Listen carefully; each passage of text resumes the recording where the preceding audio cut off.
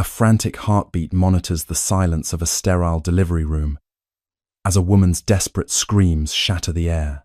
Victoria Hayes is 38 weeks pregnant, trapped in the agonizing throes of bringing twins into the world. But the man holding her hand, her husband of 5 years, just let go. With a panicked glance at his buzzing phone, he mutters an excuse and runs, leaving her completely alone in her most vulnerable hour. Minutes later, the heavy hospital doors don't open for a returning father. They are violently kicked off their hinges by a ruthless syndicate boss, flanked by armed men, declaring the abandoned mother and her unborn children his property. The fluorescent lights of room 412 at Cedars-Sinai Medical Center buzzed with a low, maddening hum. To Victoria Hayes, the sound was a physical weight pressing down on her skull, magnifying the blinding, visceral agony radiating from her lower spine. She was 38 weeks pregnant with twins, and her body was currently a battlefield of contractions that tore through her every 3 minutes. Sweat plastered her dark hair to her forehead. She gripped the cold metal rails of the hospital bed, her knuckles completely white. "Preston," she gasped, her voice trembling as another wave of pain crashed over her. "Preston, please, hold my hand." Her husband of 5 years was pacing at the foot of the bed, his expensive leather loafers squeaking against the pristine linoleum floor. Preston Hayes didn't look like an expectant father. He looked like a cornered animal. His face, usually handsome and arrogant, was entirely drained of color. He kept wiping his clammy palms on his designer slacks, his eyes darting frantically toward the door, then to his phone, and finally almost reluctantly to his agonizing wife. "I'm here, Tori. I'm right here," Preston muttered, though he made no move to step closer to the bed. His phone vibrated violently in his palm for the 5th time in 10 minutes. Victoria squeezed her eyes shut, trying to breathe through the spike in agony. "The doctor. Where is Dr. Harrison? The epidural is wearing off. I can feel everything." "Preston. Everything." "I'll go check," Preston said, his voice cracking slightly.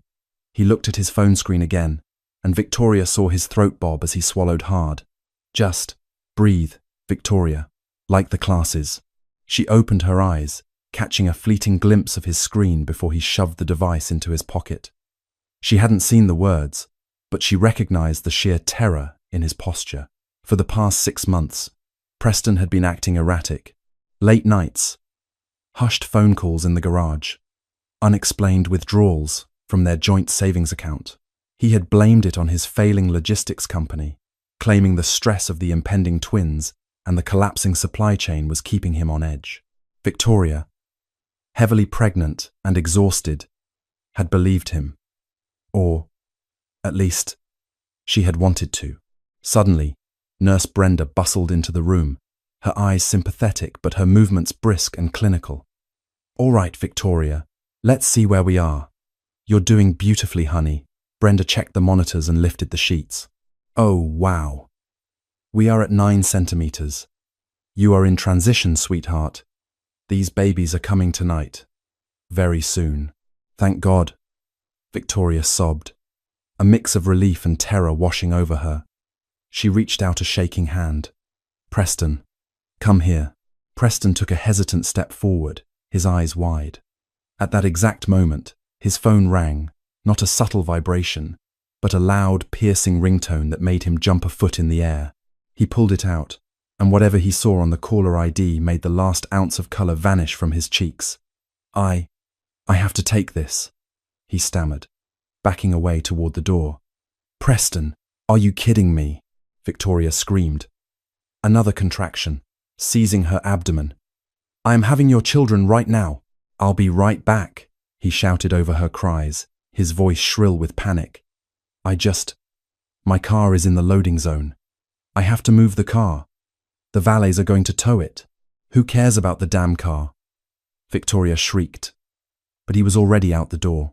The heavy wooden door clicked shut behind him, leaving a suffocating silence in his wake, broken only by the steady, rapid beep, beep, beep of the fetal heart monitors. Nurse Brenda frowned deeply, her lips pressing into a thin line. "Don't you worry about him," Victoria. Some men just can't handle the reality of the delivery room. Let me page Dr. Harrison. You just focus on your breathing. 10 minutes passed. Then 20. The contractions were now rolling into one another, offering zero reprieve. Victoria was completely delirious with pain, but an icy, creeping dread began to settle in her chest. Preston hadn't come back. Brenda. Victoria panted, tears streaming down her face. Where is he? Please, call his cell. The nurse walked over to the window that overlooked the hospital's lower drop-off roundabout. Victoria watched the older woman's expression shift from irritation to profound pity. Brenda. What is it? Brenda hesitated, then closed the blinds. Victoria, your husband's car is gone. He sped out of the roundabout about 15 minutes ago. He didn't just move it. He left. The words hit Victoria harder than the contractions. He left. The father of her unborn children, the man who had promised to protect her, had abandoned her in the middle of labor. The betrayal was a physical blow, stealing the air from her lungs. She was entirely alone. A harsh, broken sob tore from her throat as a massive contraction hit, her body bearing down involuntarily. The pain was blinding, but the shattered pieces of her heart hurt infinitely worse. Before Victoria could process the magnitude of Preston's abandonment, the atmosphere in the hospital abruptly shifted. The intercom above the door crackled to life, breaking the tense silence of room 412. Code Silver. Code Silver. All staff, initiate lockdown protocols immediately. Nurse Brenda froze, the fetal monitor printout slipping from her hands. Oh dear God, she whispered. What is it? What does that mean? Victoria asked, panic cutting through her physical agony. It means there's an active threat in the building, Brenda said, her voice shaking as she rushed to the door, locking the deadbolt and turning off the main overhead lights, plunging the room into the dim, eerie glow of the medical equipment. Stay quiet, Victoria. Don't make a sound. Don't make a sound. Victoria wanted to scream. She was crowning. Her body was physically ripping itself apart to bring two human beings into the world, and she was supposed to be quiet? Heavy, methodical footsteps echoed in the hallway outside. They weren't the frantic, rubber-soled steps of doctors and nurses.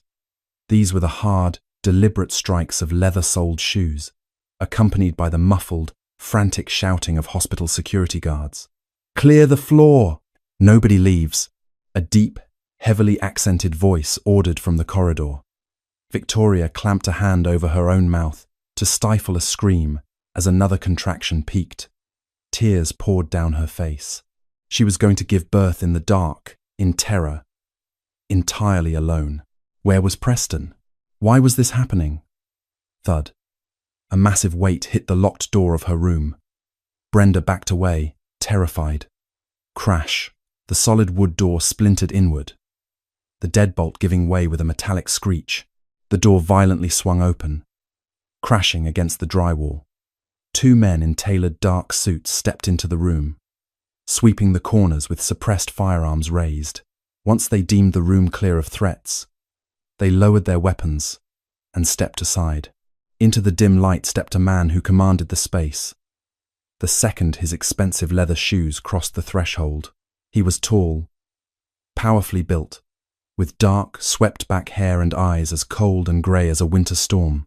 He wore a bespoke charcoal suit that looked entirely out of place in a maternity ward.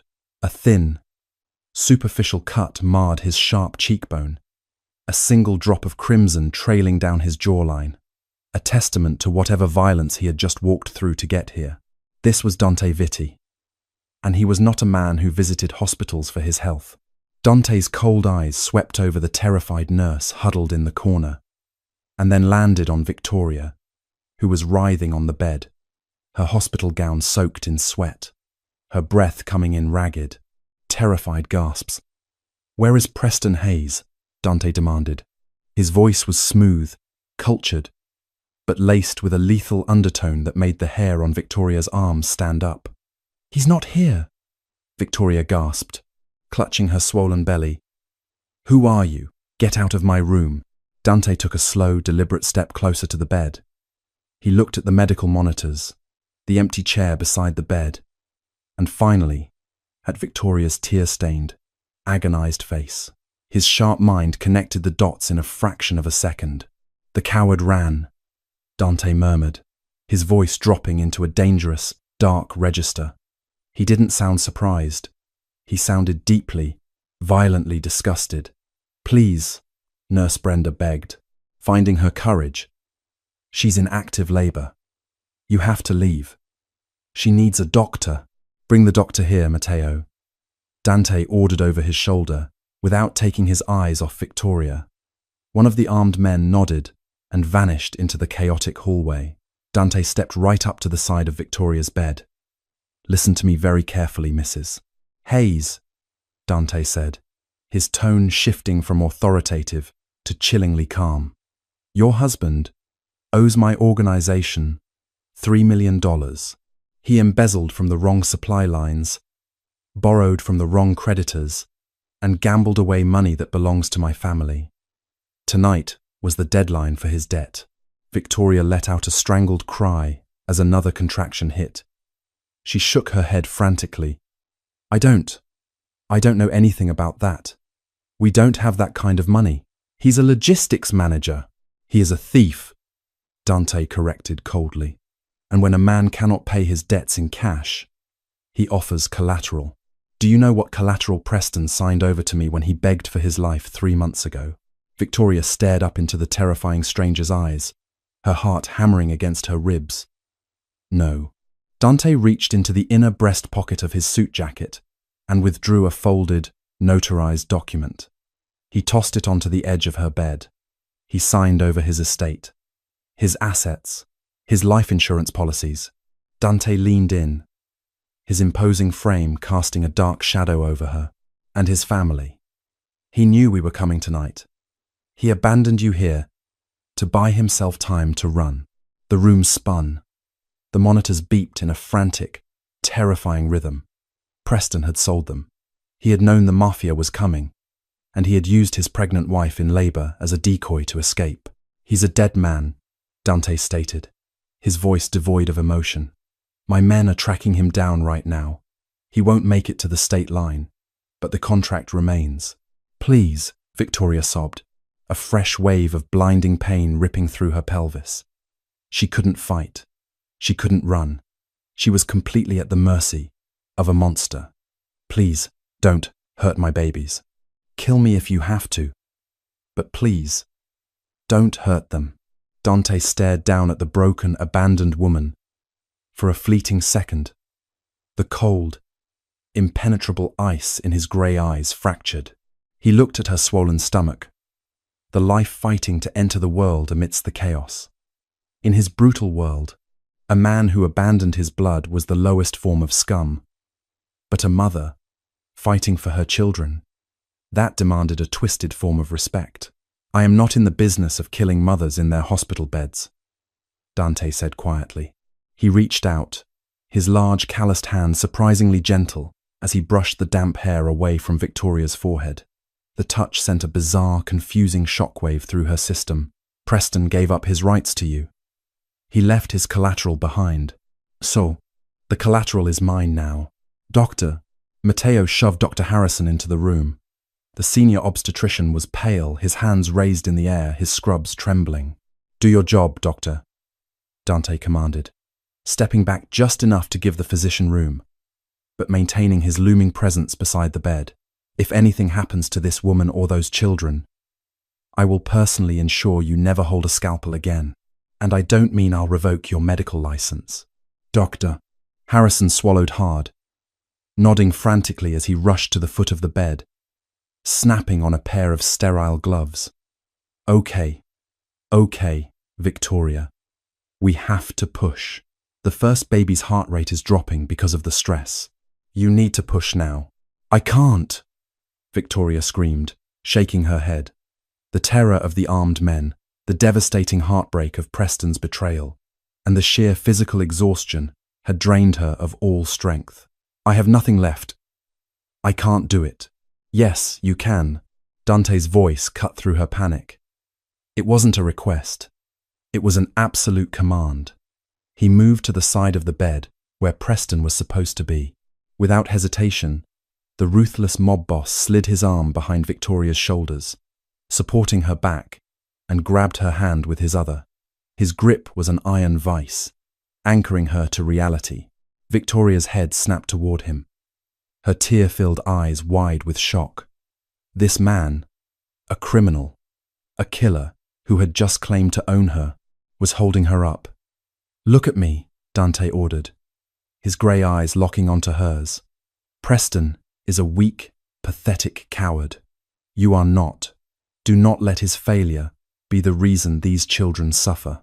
Push. Victoria. Fight." The raw, primal authority in his voice sparked a fire deep within her exhausted bones. Anger, pure, unadulterated fury at Preston, surged through her veins, masking the pain. She gripped Dante's hand so hard her nails dug into his skin. And she pushed with a savage scream that echoed off the hospital walls, completely ignoring the armed men guarding the broken doorway. "Good. Keep going. Crowning. I have the head. Doctor," Harrison yelled, his own fear temporarily eclipsed by the medical emergency. Outside the room, the sound of shattered glass and a muffled gunshot rang out. Rival factions? The police? Victoria didn't know. And in that moment, she didn't care. Her entire universe narrowed down to the agonizing pressure in her body and the unyielding strength of the mob boss holding her up. "Keep your eyes on me," Dante muttered, his face inches from hers. "Don't listen to the hallway. Focus." "Ah." Victoria bore down one final time, her vision going white. A sudden, slippery release was instantly followed by the most beautiful sound Victoria had ever heard in her life. The sharp, reedy wail of a newborn infant. "Baby A is a boy, Doctor," Harrison announced, quickly suctioning the infant's airways and passing him to a terrified but highly trained nurse Brenda, who immediately began drying him off.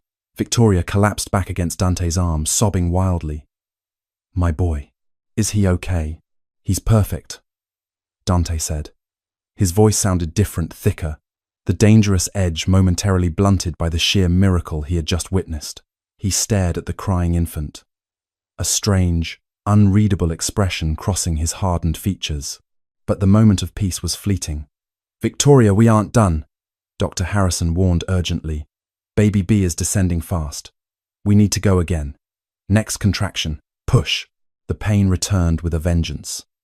Victoria squeezed her eyes shut, and Dante adjusted his grip, pulling her slightly more upright. "One more, Victoria. You're almost done. Breathe." 5 minutes later, after 3 more agonizing pushes that drained the very last drop of adrenaline from her system, the second cry filled the room. "Baby B is a girl," Dr. Harrison panted, clearly relieved to have the medical portion of this nightmare concluded.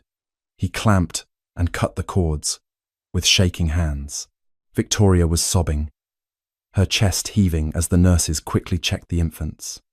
They were small twins, usually were, but their cries were strong and healthy. "Give them to me," Victoria whispered, reaching out weakly. Brenda brought the 2 tightly swaddled bundles to Victoria's chest. The moment the warm weight of her son and daughter pressed against her skin, the horror of the world faded away. They were beautiful, tiny, pink, and perfect. Dante stepped back, finally releasing her hand. He stood at the foot of the bed, watching the scene. His men were securing the perimeter, murmuring rapidly into earpieces. "Boss," Matteo interrupted, stepping cautiously into the room. "The police have locked down the block. SWAT is staging downstairs. We have the rooftop secured. The chopper is 2 minutes out." Dante didn't look at his lieutenant. He kept his eyes on Victoria and the twins. "Prepare the medical transport team on the roof. We are moving them." Victoria's head snapped up, terror instantly returning, replacing the maternal bliss. She clutched her babies tighter to her chest. "No, no, you can't take us, please. They were just born." Street Jude's is compromised, Victoria, Dante said flatly. Preston didn't just owe me.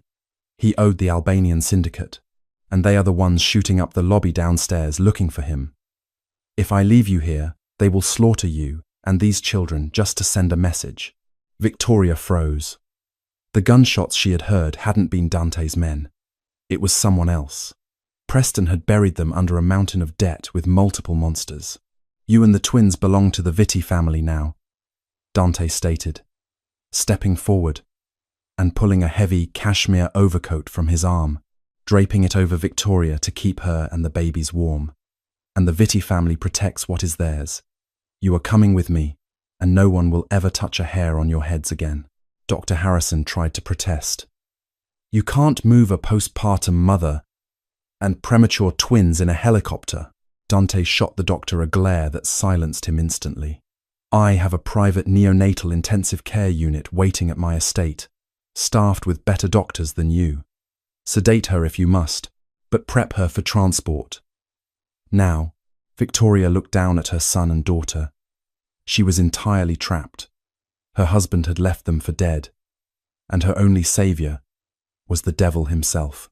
As Dante's men carefully lifted her onto a mobile transport gurney, she looked up at the dark, imposing figure of Dante Vitti. Why? She whispered, her voice barely audible over the sirens, now wailing outside the hospital windows. Why are you keeping us? Dante paused, looking down at the terrified woman, holding the two fragile lives against her chest. He didn't answer right away. He just reached out, his thumb gently brushing the cheek of the sleeping baby boy. Because a man who abandons his blood deserves to lose it to a man who knows its value, Dante said softly. Sleep, Victoria. When you wake up, your old life will be dead, and a new one will begin. Before she could process the weight of his words, Nurse Brenda, crying silently, injected a mild sedative into Victoria's IV line, as ordered by the Mafia Boss's men. The edges of Victoria's vision began to blur. The last thing she saw before slipping into darkness was Dante Vitti standing over her gurney like a dark guardian angel, his gun drawn as he led her and her newborns out into the chaotic, flashing lights of the hospital hallway. Consciousness returned to Victoria not with a jolt, but with the slow, drifting sensation of a boat settling against a soft dock. The blinding, sterile lights and the harsh chemical smells of Street Jude's medical center were gone. Instead, she opened her eyes to the warm, golden glow of morning sunlight filtering through sheer silk drapes. Panic, sharp and visceral, seized her chest the moment her memory caught up with her waking mind. Preston, the betrayal, the hospital under siege, the man in the charcoal suit. My babies, Victoria gasped. Struggling to sit up, her body screamed in protest, a dull, heavy ache settling deep in her pelvis. A stark reminder of the grueling labor. Mrs. Hayes, please, lie still. You risk tearing your sutures. A woman's voice, calm and deeply professional, came from the corner of the expansive room. Victoria's head whipped around. She was in a bed larger than her entire apartment bedroom, swathed in Egyptian cotton. To her right, bathed in the soft light, were two state-of-the-art neonatal incubators. Standing beside them was a woman in pristine white medical scrubs. She had warm, intelligent eyes and silver hair pulled back into a neat bun. I am Dr. Aris Thorne, the woman said, stepping forward with a reassuring smile. I am the head neonatologist for the Vitti family. Your children are safe, Victoria. They are resting beautifully. Victoria ignored the pain and swung her legs over the edge of the mattress, her bare feet hitting a plush, heated rug. She stumbled toward the incubators, tears springing to her eyes. Through the clear, temperature-controlled acrylic, she saw them, her son and her daughter. They were no longer swaddled in rough hospital blankets, but in impossibly soft, fine cotton. Their tiny chests rose and fell in a steady, peaceful rhythm. They were slightly premature, as is common with twins. Dr. Thorne explained gently, placing a hand on Victoria's shoulder to steady her. but their lung development is excellent. Mr. Vitti spared no expense. This room is equipped with better pediatric technology than Cedars-Sinai. You and the children are completely safe here. Mr. Vitti. The name sent a shiver down Victoria's spine. Dante Vitti, the Mafia Boss, who had claimed her as collateral for her husband's insurmountable debts. Where am I? Victoria whispered, her fingers tracing the edge of her son's incubator. You are at the Vitti estate in the Santa Monica Mountains. A deep, baritone voice answered from the doorway. Victoria turned. Dante stood leaning against the heavy mahogany doorframe. He had shed the blood-speckled suit from the night before, now wearing a simple black cashmere sweater and dark trousers that somehow made his towering frame look even more intimidating. He held a steaming cup of coffee, his grey eyes fixed on her with an unreadable intensity. Dr. Thorne offered a polite nod to Dante and quietly slipped out of the room, closing the door with a soft click. You shouldn't be walking, Dante said, pushing off the doorframe and closing the distance between them. Dr. Thorne said your physical trauma was severe. I don't care about my trauma, Victoria snapped, her maternal instinct completely overriding her fear of the dangerous man standing before her. I want to know what happens now. You saved us from the hospital, and I am grateful for that. But we are not property. You cannot keep us here. Dante took a slow sip of his coffee, his gaze drifting to the sleeping twins. You are severely underestimating the danger you are in, Victoria. If I let you walk out the front gates of this estate, you and those children will be dead before the sun sets. Victoria swallowed hard, the fight draining from her as the reality of her situation settled in. The Albanians? The Krasniki syndicate, Dante corrected, his jaw tightening. Besnik Krasniki, to be exact. Preston didn't just embezzle from my logistics routes. He stole a shipment of uncut diamonds belonging to Besnik, intending to fence them to pay me off. When he lost the diamonds in a botched deal, he painted a target on his back and yours. Victoria covered her mouth, a sob tearing at her throat. Preston, the man she had loved, the man who had complained about the rising cost of groceries, was moving blood diamonds and stealing from international crime syndicates. It was incomprehensible. Why didn't he tell me? She cried, sinking into a plush armchair beside the incubators. We were supposed to be a team. Men like Preston do not view their wives as partners, Dante said coldly.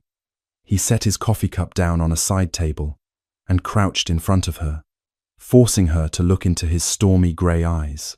They view them as accessories, and when the ship sinks, they throw the heaviest baggage overboard to save themselves. Victoria hated the truth in his words.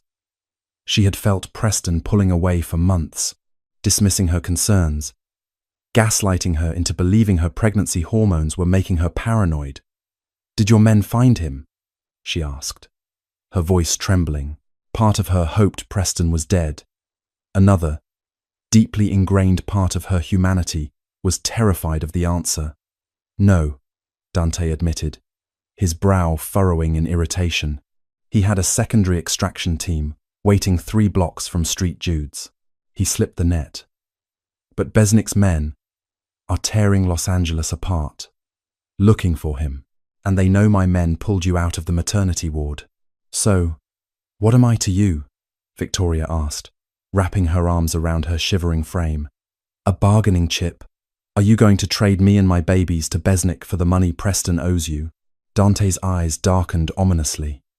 The air in the room suddenly felt 20 degrees colder. He stood up, towering over her, radiating a quiet, lethal fury. I do not trade women and infants to butchers, Dante growled, his thick Italian accent bleeding through his perfectly enunciated English. I brought you into my home to protect you. The debt Preston owes me is null and void the moment he abandoned you to die. As of last night, you and those children are under the absolute protection of the Vitti family. No one touches you. Not Besnik. Not Preston. No one. Victoria stared at him, entirely bewildered. Why? Why would you absorb that kind of risk for a stranger? Dante looked away, his gaze falling once more on the tiny, fragile life sleeping in the incubator. For a fleeting second, the ruthless mafia boss looked incredibly weary. "Because I know what it is like to be left behind by a coward," Dante said softly. "Rest, Victoria. Name your children. You are safe here." With that, he turned and strode out of the room, leaving Victoria alone with a swirling vortex of confusion, terror, and a bizarre, unbidden sense of absolute security. 3 weeks passed inside the gilded cage of the Vitti estate. To Victoria's shock, Dante was true to his word. She was treated not as a prisoner, but as an honored guest. The estate was a fortress, heavily guarded by armed men patrolling the sprawling gardens and high stone walls. But inside, it was a sanctuary. Dr. Thorne visited daily, ensuring Victoria's postpartum recovery was seamless. A private chef prepared nutrient-rich meals, and a team of silent, efficient maids kept the nursery immaculate. Victoria named the twins Leo and Elena. She spent her days entirely devoted to them, feeding them, rocking them, and marveling at their resilience. Yet, the shadow of the outside world constantly loomed over her. She knew a war was brewing over her head. Dante was a phantom during the days, locked in his study or entirely absent from the estate, managing the fallout of Preston's spectacular mess. But every evening, without fail, he would visit the nursery. At first, Victoria would tense up when he entered, intimidated by the sheer aura of violence that clung to him like expensive cologne. But over time, a strange routine developed. Dante would wash his hands, remove his suit jacket, and sit in the leather armchair opposite hers. He rarely spoke, choosing instead to watch the twins with an intensity that baffled Victoria. One evening, Elena was unusually fussy, crying inconsolably despite Victoria's exhausted efforts to soothe her. "May I?" Dante asked. Stepping forward, Victoria hesitated, then slowly handed the tiny, red-faced infant to the towering crime boss. Dante's large, calloused hands that had undoubtedly ended lives, cradled the delicate baby with shocking reverence. He tucked Elena against his broad chest, right over his heart, and began to pace the room with a slow, rhythmic sway. He hummed a low, melodic tune in Italian. Within minutes, Elena's cries hitched, and she fell fast asleep. Tiny fists curled against Dante's cashmere sweater. Victoria watched, entirely mesmerized. "You're good at that." Dante didn't look up, his eyes fixed on the baby's sleeping face. "I helped raise my younger sister. My mother was unwell. My father was gone." It was the most he had ever spoken about his past. Before Victoria could ask him more, the heavy oak doors of the nursery swung open. Matteo, Dante's right-hand man, stepped inside. His face was grim, a stark contrast to the peaceful atmosphere of the nursery. "Boss," Matteo said, his eyes darting apologetically to Victoria. "We need you downstairs. It's urgent." Dante carefully handed Elena back to Victoria, his demeanor instantly shifting from gentle protector back to the ruthless syndicate leader. "I will be right back. Lock the door behind me." Victoria clutched Elena to her chest, her heart hammering as she heard the heavy lock slide into place. She placed the baby in her crib next to Leo and pressed her ear against the thick oak door. She couldn't hear the exact words, but she could hear the aggressive, rapid cadence of Matteo's voice, followed by the terrifying, booming roar of Dante's fury. 10 minutes later, the lock clicked, and Dante re-entered. His jaw was clenched, so tight a muscle ticked violently in his cheek. "What happened?" Victoria demanded, stepping in front of the cribs as if to shield them. Dante looked at her, his eyes entirely devoid of warmth. "They found Preston." Victoria's breath hitched. Is he dead?" "No," Dante spat, running a hand through his dark hair. "Unfortunately, he is very much alive. Besnik Krasnicki's men caught him trying to cross the border into Mexico. They have him locked in a warehouse in Long Beach. A complicated knot of emotions twisted in Victoria's stomach. Anger, pity, and sheer terror. What do they want? Besnick sent a messenger. He offered a trade, Dante said, his voice dropping to a dangerous, lethal register. Preston gave them everything. He told them you were here. He told them about the twins. Besnick knows that keeping you is costing me resources and manpower. He offered to hand Preston over to me, along with the $3 million he owes my family, in exchange for one thing. Victoria felt the blood drain from her face. Her knees suddenly felt weak. Me. Dante nodded slowly. He wants you. And the children. He knows it will humiliate me to surrender my collateral. It is a power play. Besnick wants to parade you in front of the commission to prove the Vitti family is weak. The room spun. Victoria grabbed the edge of the changing table to steady herself. Preston had sold them out again. Even while captured, he was using her and their newborn babies as a shield to save his own pathetic life. So, Victoria whispered, tears finally spilling over her lashes. When do I pack? Dante froze. He stared at her, genuine shock breaking through his hardened exterior. What? When do I pack? She repeated, her voice cracking. $3 million, and the man who stole from you. It's the logical business decision, Dante. I know what I am. I'm a liability. I'm a massive target on your back. Just, please, let me keep the babies together. Whatever Besnick does to me, please make sure they stay together. In 2 massive strides, Dante crossed the room. He grabbed her by the upper arms, his grip firm but careful not to bruise her. He hauled her against his chest, forcing her to look up into his blazing, furious eyes. Do not ever speak like that again, Dante snarled, his face inches from hers. Do you hear me? You are not a liability. You are not a bargaining chip. Dante, be reasonable, Victoria cried, struggling against his grip, overwhelmed by the sheer intensity of his presence. He has an army. You can't start a gang war over a woman you met 3 weeks ago.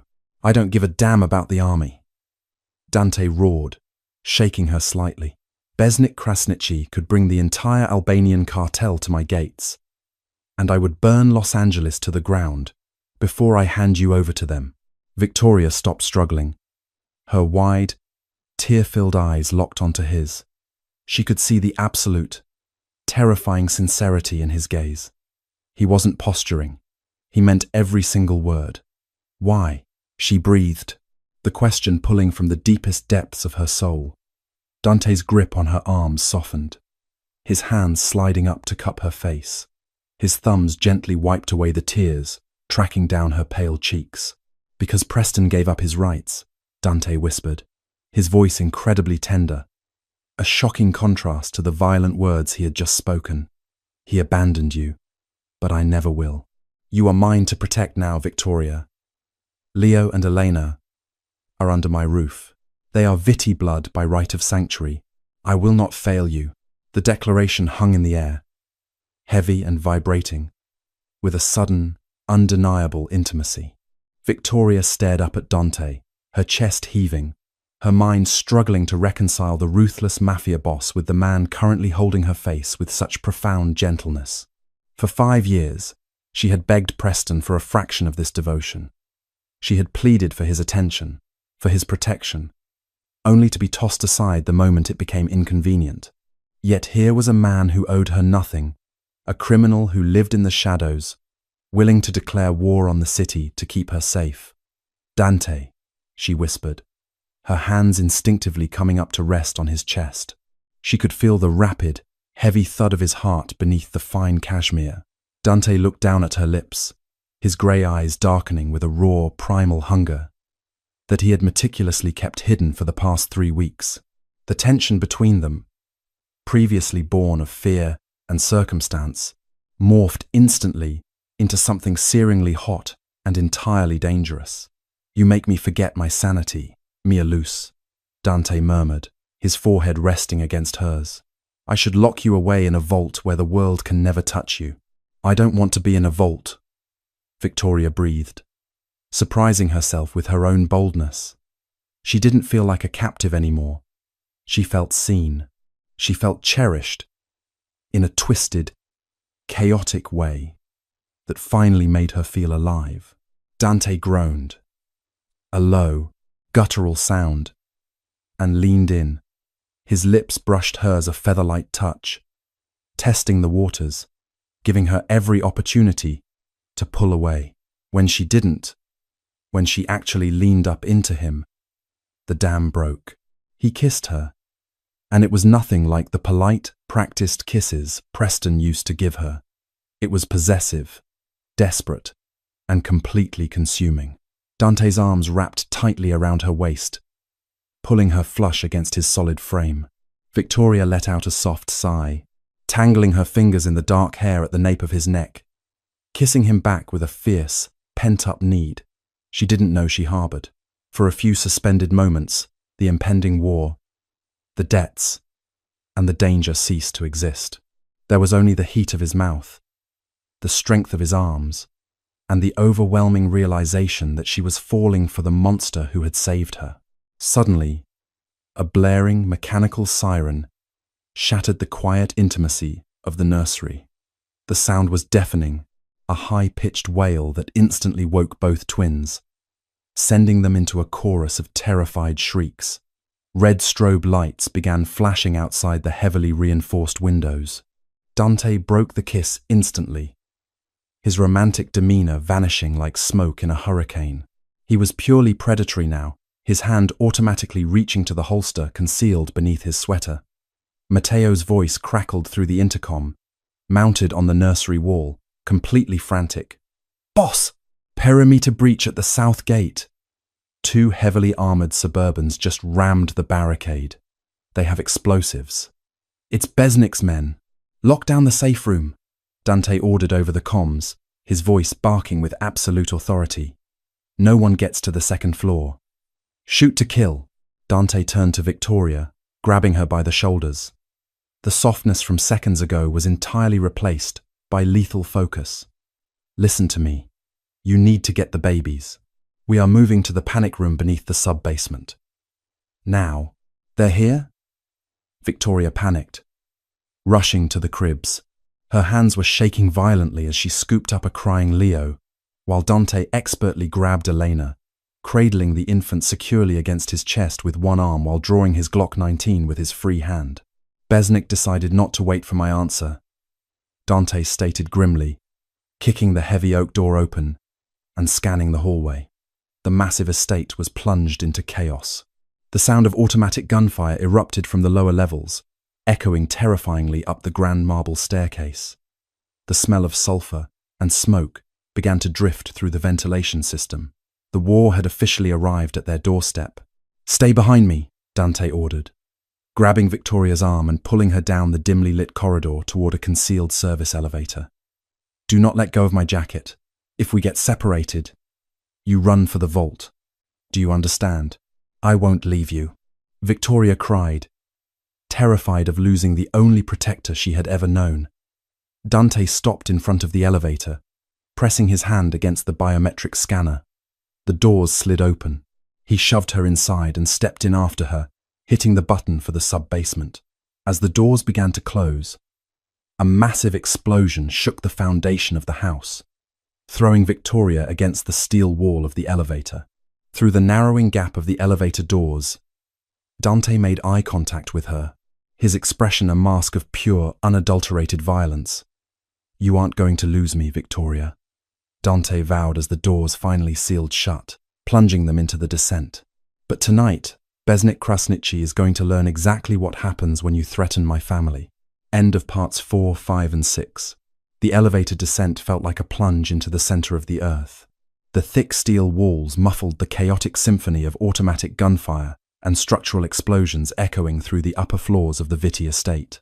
Inside the small, reinforced carriage, the air was thick with the smell of cordite and the panicked cries of the twins.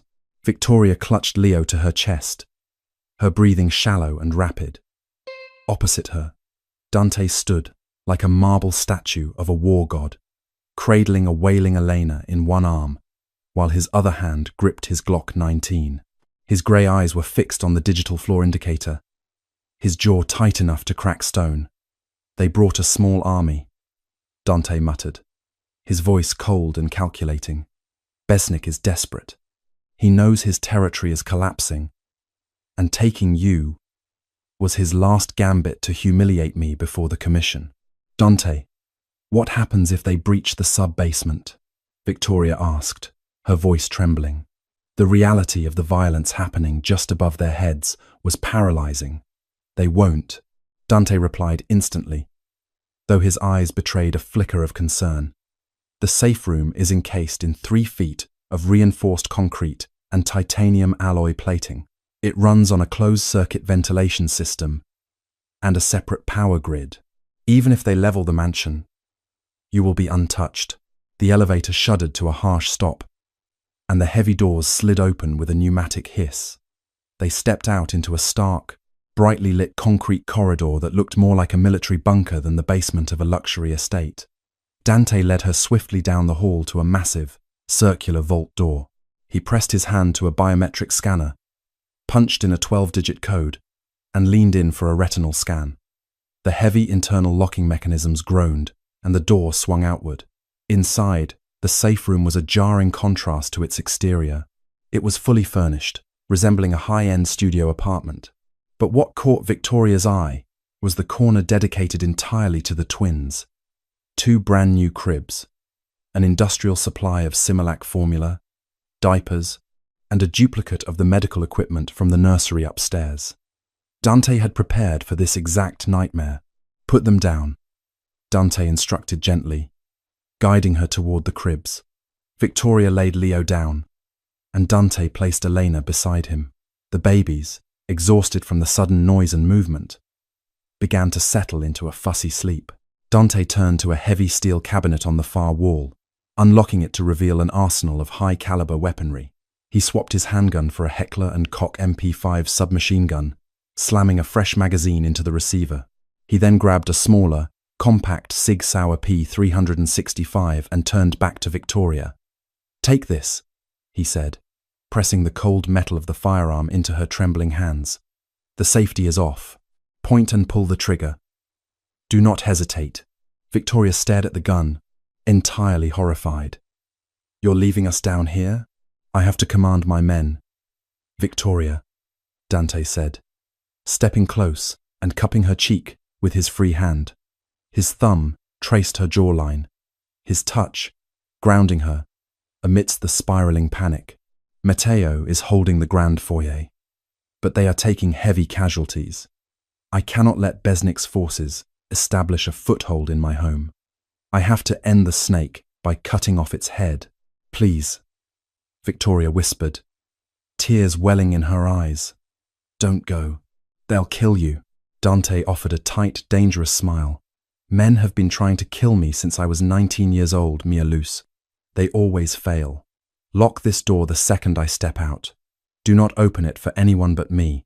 If you hear Matteo's voice, you verify it through the security feed first."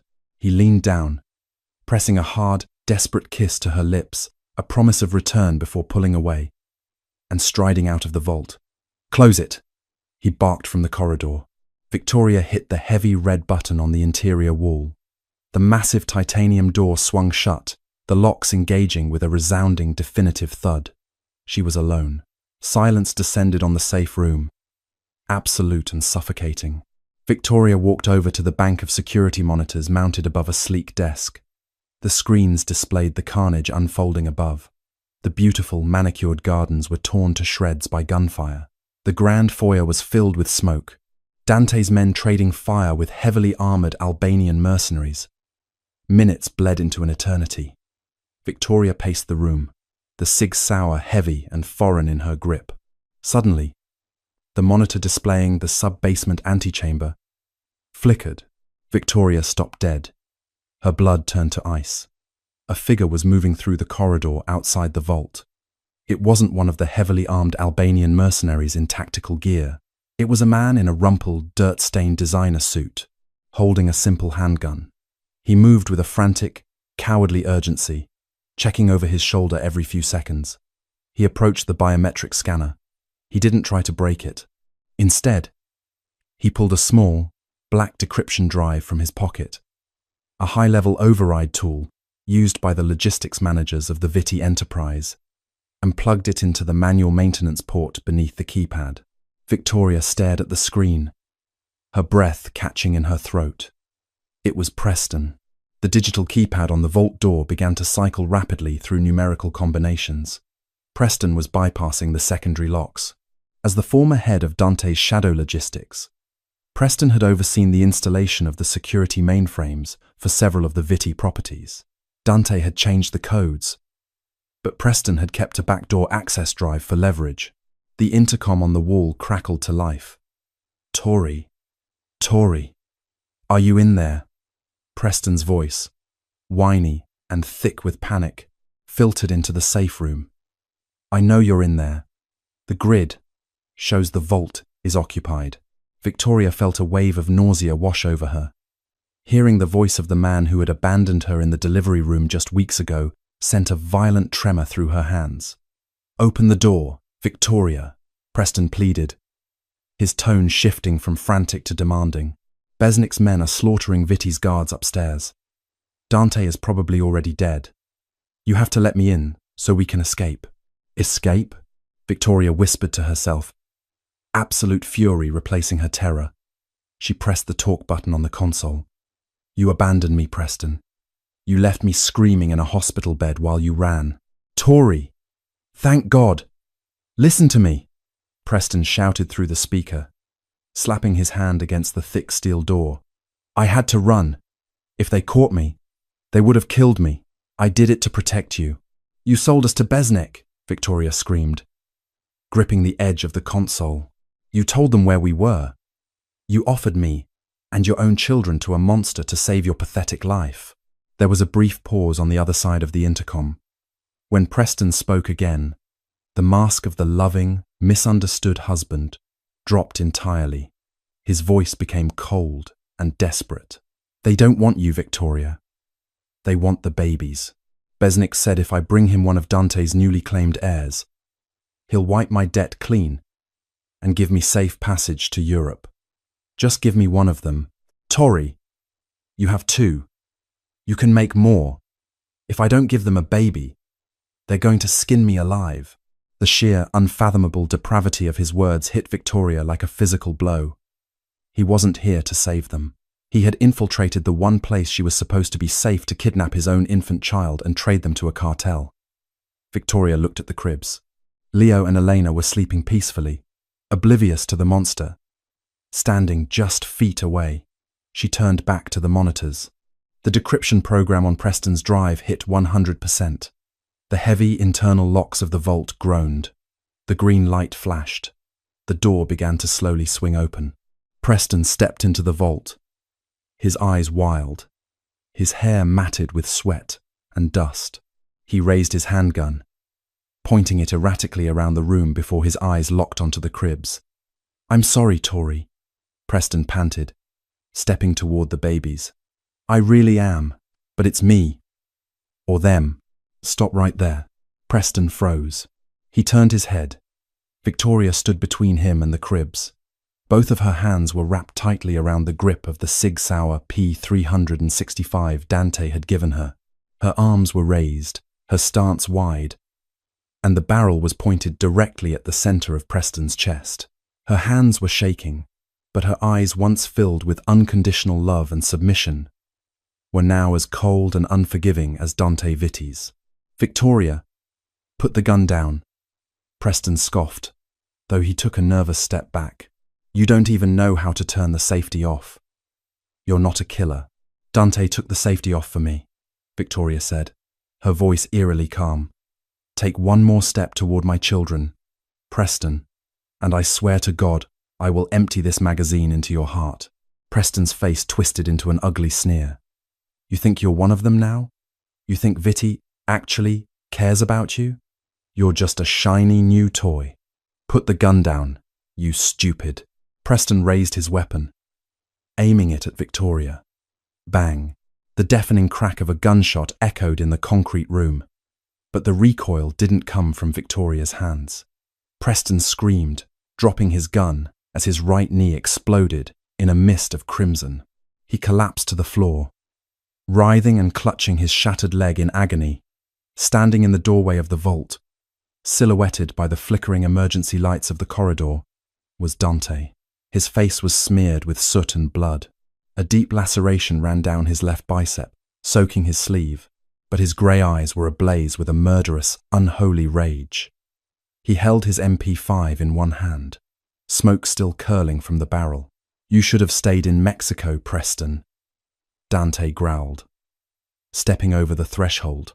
The sheer predatory aura radiating from him sucked the oxygen out of the room. Preston scrambled backward, leaving a smear of blood on the pristine floor, sobbing openly. Viti! Wait! Wait! Besnik made me do it. He put a gun to my head. Dante didn't blink. He walked slowly toward the pathetic, bleeding man on the floor. Besnik Krasniqi is currently bleeding out in my rose garden with a bullet in his throat. His men are dead. You are the only rat left in my house. Preston looked wildly at Victoria. Tori, please. Tell him to let me go. I'm the father of your children. Victoria didn't lower her gun. She looked at the pathetic, weeping coward bleeding on the floor, and then at the imposing, bloodied mafia boss who had just fought through an army to keep his promise to her. You aren't their father, Victoria said coldly, the last frayed thread of her past life snapping completely. She lowered the gun, turning her back on Preston and looking directly at Dante. Get this piece of garbage out of my nursery. Dante's expression softened instantly as he looked at her. The primal pride in his eyes was unmistakable. He raised his hand, and Matteo, battered but alive, stepped into the vault behind him. Take him to the warehouse, Dante ordered without looking away from Victoria. Make sure he understands exactly what it costs to threaten my family before you end it. No! Tori! Please! Preston screamed as Matteo grabbed him by the collar, dragging him mercilessly out of the vault and down the corridor. His screams echoed until the heavy steel door slammed shut once more, sealing the monster out forever. The silence that followed was profound. The adrenaline that had been keeping Victoria upright evaporated in a sudden, dizzying rush. She dropped the handgun onto the desk and sank to her knees on the cold concrete floor, covering her face with her hands as violent sobs finally racked her body. She heard the clatter of Dante dropping his weapon, followed by his heavy footsteps. He sank to his knees in front of her, ignoring the blood dripping from his wounded arm. He wrapped his large, uninjured arm tightly around her waist, pulling her flush against his broad chest. It's over, Dante murmured into her hair, his lips pressing against the crown of her head. You are safe. The children are safe. He can never hurt you again. Victoria clung to his sweater, burying her face in his neck, breathing in the scent of smoke, rain, and the unique, spicy cologne that was entirely him. You're hurt, she cried, pulling back to look at the deep gash on his arm. It's nothing, Dante dismissed, though he winced slightly as she touched the fabric. A grazing shot. My medic will stitch it upstairs. He reached up, wiping the tears from her cheeks with his thumb. His grey eyes, usually so guarded and cold, were completely open, filled with a terrifying, raw vulnerability. When I heard him on the security feed, when I realized he had bypassed the outer lock, Dante's voice broke slightly. The ruthless syndicate boss, momentarily replaced by a man terrified of losing his world. I thought I was too late. I thought I had failed you. You didn't, Victoria whispered fiercely, cupping his bruised face in her hands. You saved us. Again. But Dante, I was ready. I would have shot him. I know you would have, Dante smiled, a genuine, breathtaking curve of his lips. You are the bravest woman I have ever known, Victoria. You are a queen entirely worthy of the Viti name. He leaned in, and this time, the kiss was not desperate or hurried. It was a seal, a vow forged in blood, gunpowder, and an unbreakable devotion. Victoria kissed him back with everything she had, surrendering entirely to the dark, dangerous world she had been thrust into, because in the center of that darkness was the only man who had ever truly loved her. Months later, the scars of that night had faded, though the legend of the siege on the Vitti estate became a whispered myth in the Los Angeles underworld. Besnik Krasnicki's empire was absorbed by Dante, doubling his territory and cementing his absolute dominance over the West Coast. Preston Hayes simply vanished, a ghost story serving as a warning to anyone foolish enough to cross the family. In the sunlit gardens of the estate, Victoria sat on a woven blanket, watching 6-month-old Leo and Elena happily babbling as they destroyed a tower of wooden blocks. She wore a simple white sundress, but on her left ring finger sat a breathtaking, flawless 4-carat diamond, a stone Dante had secured legitimately, refusing to let any shadow touch her. Heavy, familiar footsteps approached across the manicured lawn. Dante appeared, having just returned from a meeting with the commission. He had taken off his suit jacket, his sleeves rolled up to reveal the faint silver scar on his bicep. He didn't go to his study. He didn't check his phone. He walked straight to the blanket, dropping down onto the grass beside his wife. He scooped up a giggling Elena, pressing a kiss to her chubby cheek, before leaning over to capture Victoria's lips in a slow, lingering kiss. "How was the city?" Victoria asked, resting her head against his shoulder. "Quiet," Dante murmured, his eyes fixed purely on his family, the only empire he truly cared about. "Exactly how I demand it to be for you." The cruelest betrayals often pave the path to our most profound awakenings.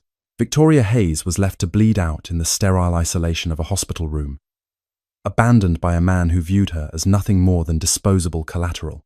Yet, from the ashes of that shattering heartbreak, she found a protector in the most unexpected of places, a ruthless syndicate boss who understood that true strength isn't measured by violence, but by an unwavering devotion to one's blood. Dante Vitti stormed into her life as a conqueror claiming a debt, but he ultimately surrendered his own heavily guarded heart to the mother of the children he swore to protect. Together, they forged an empire built not just on power and fear, but on a fiercely, fiercely protective love that no enemy and no ghost from the past could ever tear apart.